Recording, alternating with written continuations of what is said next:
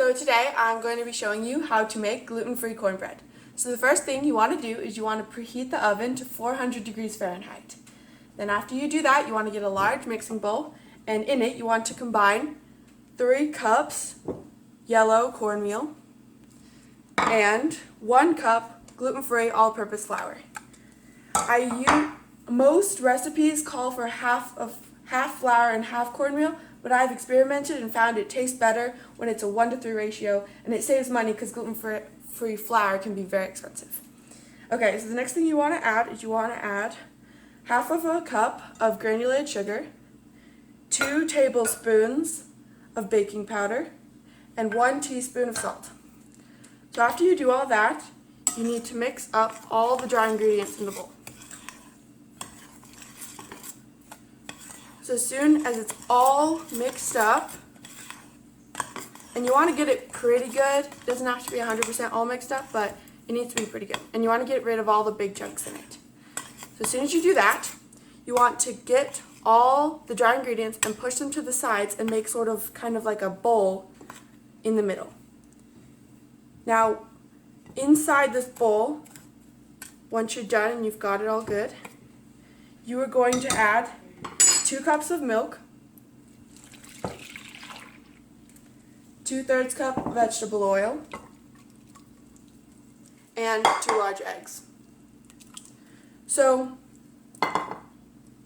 I usually use grapeseed oil because it tastes better than vegetable oil, but you can use vegetable oil.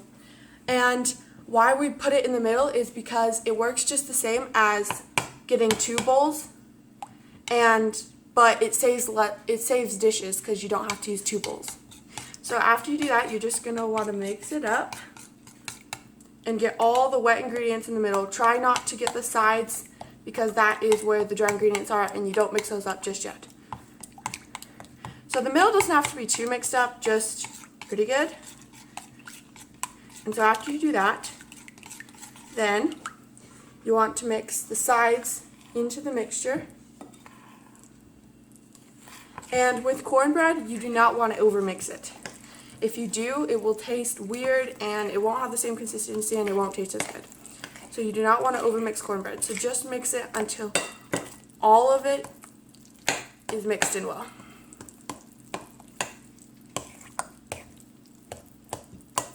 Okay. So now that I've done that, and as you can see, there's no more dry ingredients still showing. After you do that, you want to get a 13 by 9 inch pan, and you want to spray it with non-stick cooking oil. And then you add your mixture into the pan.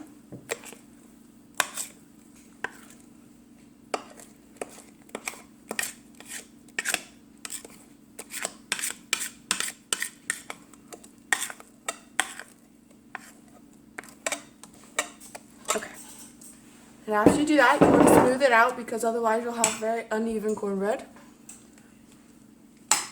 And then,